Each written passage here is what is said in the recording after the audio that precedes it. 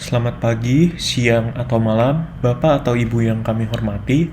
Perkenalkan, kami dari perusahaan Salut atau Salatiga Utility. Kami di sini akan membahas mengenai proposal rancangan pembuatan aplikasi pelayanan perpustakaan berbasis mobile yang terkhususnya itu untuk aplikasi Android. Nah, perkenalkan, nama saya George Kyumi dengan NIM 672018-014. Di sini saya mempunyai dua teman saya. Silahkan. Halo, perkenalkan, saya Aditya Putra, NIM 67 2018 397.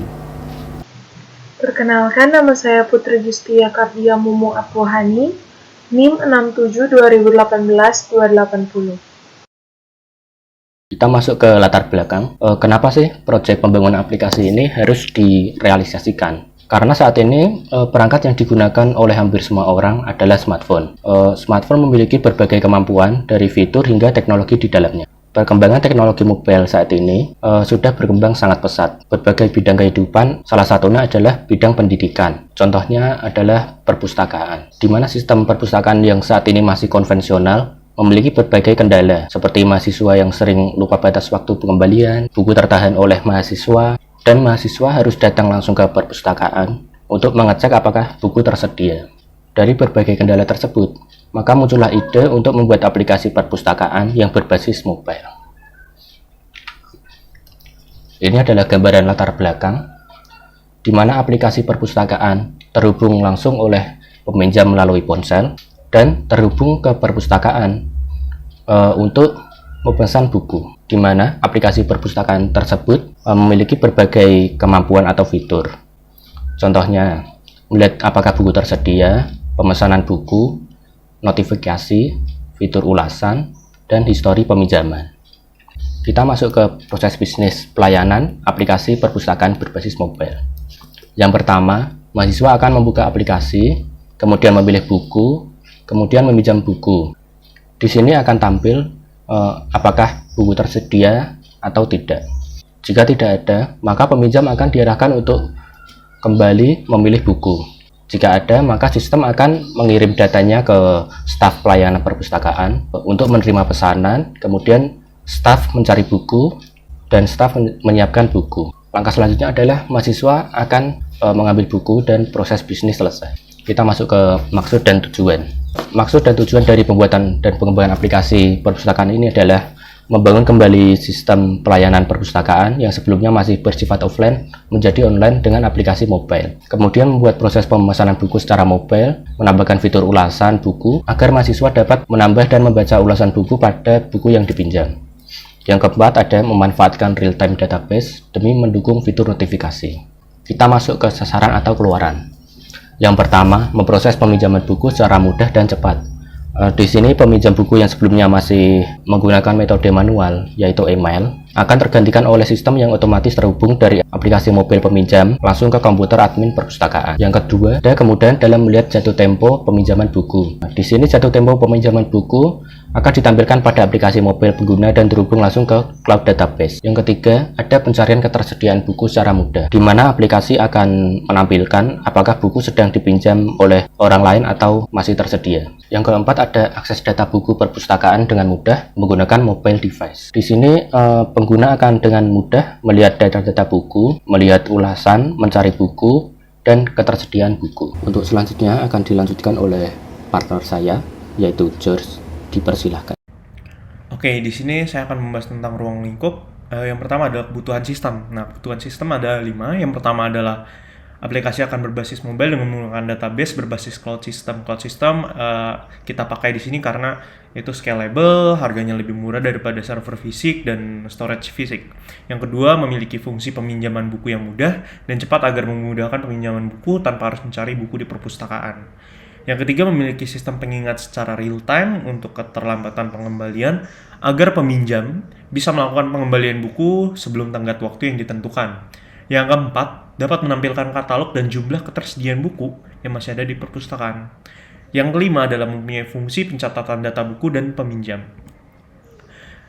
Nah, yang kedua adalah kebutuhan aplikasi.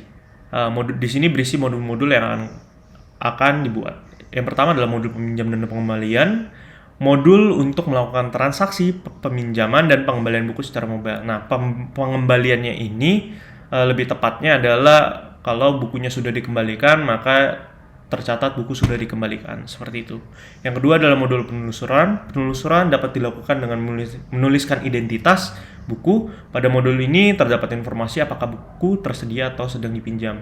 Yang ketiga ada modul daftar keterlambatan pengembalian yang berisi modul ini berfungsi untuk menampilkan daftar keterlambatan pengembalian peminjaman. Yang keempat adalah modul denda, melakukan perhitungan denda yang diambil dari data keterlambatan pengembalian yang berfungsi menampilkan jumlah denda yang ada. Yang kelima adalah modul histori peminjaman. Adanya modul ini agar pengguna aplikasi dapat melihat isi list atau daftar buku yang pernah dipinjam. Nah, metodologi langkah-langkah dan solusi implementasi. Di sini kami menggunakan metode pengembangan secara Scrum. Nah, yang pertama kalau kita lihat ada produk backlog, sprint, dan increment. Yang pertama adalah produk backlog. Bagian pertama ini adalah kumpulan dari hal-hal yang diperlukan yang harus tersedia dalam pembuatan aplikasi perpustakaan. Biasanya di produk backlog ini berisi fitur atau fungsi yang diprioritaskan. Seperti itu.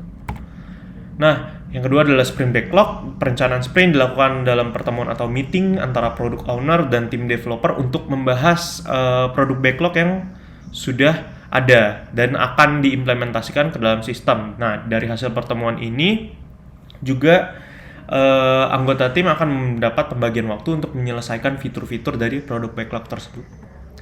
Yang ketiga adalah sprint. Sprint itu merupakan suatu kerangka yang berdurasi paling lama 1 bulan untuk mengembangkan produk yang akan dirilis. Yang pertama ada daily meeting, merupakan pertemuan di mana setiap 24 jam atau 1 hari, tim pengembang bertemu dengan membahas proses pengembangan pembuatan aplikasi mobile perpustakaan. Yang kedua adalah refleksi sprint, merupakan pertemuan yang dilakukan setiap bulannya yang bertujuan untuk membahas hal dari sprint backlog yang telah berjalan dan telah berhasil dikerjakan serta dapat memperbaiki ataupun meningkatkan kualitas produk pada sprint yang berikutnya. Yang terakhir ini adalah increment. Nah, di bagian increment adalah hasil dari produk backlog yang sudah selesai dikerjakan pada sprint. Di akhir sprint, increment harus benar-benar selesai. Jadi, aplikasinya itu bisa digunakan seperti itu. Nah, ini terdapat arsitektur sistem aplikasi yang akan kami buat. Yang pertama adalah kita akan mengambil data dari data buku dari perpustakaan, dari database-nya. Kita akan jadikan API-nya akan kita berikan ke mobile untuk menampilkan katalog buku dan lain halnya. Nah, setelah itu dari Firebase kita akan mempunyai database peminjaman dan database user. Juga di dalam Firebase itu ada namanya storage untuk menyimpan gambar-gambar yang ada.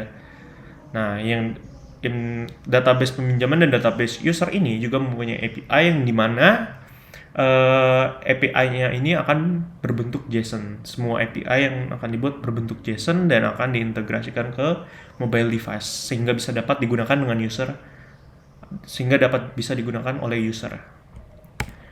Nah, ini biaya produksi, ada pembuatan aplikasi perpustakaan berbasis mobile selama 3 bulan, publish aplikasi pada Google Play Store. Setelah itu dokumentasi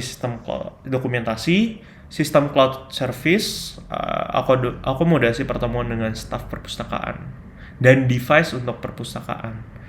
Nah, device-nya ini selain untuk kami agar dapat dapat developer kami periksa apakah ada bug atau apa, device-nya ini digunakan untuk seperti itu. Dan ini device-nya juga akan dikembalikan agar bisa dipakai oleh pelayanan perpustakaan. Nah, untuk total dapat dilihat seperti itu. Ada pendanaan untuk biaya tenaga kerja, hardware, biaya material. Setelah itu ada testing itu 10% dari total hardware ataupun software. Nah, di sini kita tidak mempunyai software. Yang kelima itu ada support atau biaya perjalanan, pertemuan, meeting dengan product owner. Yang keenam adalah cadangan. Cadangan ini berguna kalau ada hal-hal yang tidak dapat terduga. Nah, biasanya 20% dari total harga. Baiklah, selanjutnya kita masuk dalam waktu pengerjaan atau penjadwalan. Nah, di sini kami memiliki 91 hari untuk waktu pengerjaan ini. Yang pertama ada pertemuan owner yang akan dilakukan oleh master manager proyek selama 3 hari. Yang kedua ada perancangan interface, memakan waktu 5 hari. Perancangan interface ini akan dilakukan bersamaan dengan perancangan database. Karena interface sendiri akan dilakukan oleh UI UX designer dan database akan dilakukan oleh cloud developer. Setelah itu akan dilakukan pembuatan API selama 14 hari. Selanjutnya masuk ke dalam pembuatan aplikasinya. Di sini kami memberi waktu 45 hari. Setelah itu ada pengujian dan evaluasi aplikasi 7 hari. Jadi saat aplikasi selesai akan dilakukan pengujian dan evaluasi untuk aplikasi tersebut. Setelah itu akan ada perbaikan aplikasi jika hal ini diperlukan. Yang selanjutnya ada pelatihan user dan user testing. Jadi setelah aplikasi tersebut selesai, akan langsung dilakukan testing oleh user, serta akan dilakukan pengimplementasian aplikasi. Jadi user test dan implementasi akan dilakukan secara bersamaan. Nah, yang terakhir ada dokumentasi, di mana dokumentasi ini akan berisi sejak mulainya proyek sampai akhir proyek. Di sini memakan waktu 91 hari. Selanjutnya, masuk ke hasil pekerjaan. Untuk hasil pekerjaan kami yang pertama, jadi aplikasi mobile ini akan siap pakai dan dapat di-download di Google Play Store. Yang kedua, untuk dokumentasi dari aplikasi akan berupa laporan pekerjaan dan user manual. Dan yang ketiga, untuk sistem cloud ini akan bersifat pay-as-you-go dan dapat dikembangkan lebih lanjut. Jadi, ada kesimpulan. Di sini berdasarkan dengan pembuatan aplikasi ini, jadi yang pertama, aplikasi yang nantinya akan dibangun ini dapat memesan dan mereservasi buku yang tersedia, sehingga dapat memberikan kemudahan bagi mahasiswa untuk melakukan peminjaman buku. Yang kedua, aplikasi yang telah dibuat ini dapat mengirimkan notifikasi beberapa hari sebelum tenggat pengembalian buku agar tidak terjadinya keterlambatan. Yang ketiga, aplikasi yang dikembangkan dapat melakukan dan menampilkan ulasan buku yang berguna sebagai referensi bagi peminjam berikutnya. Dan yang terakhir, aplikasi yang telah dibangun dapat menampilkan data-data buku dari perpustakaan. Jadi akan ada katalog atau beberapa kategori buku yang akan ditampilkan untuk melihat apakah buku-buku tersebut masih tersedia atau tidak. Sekian untuk presentasi dari kami. Terima kasih.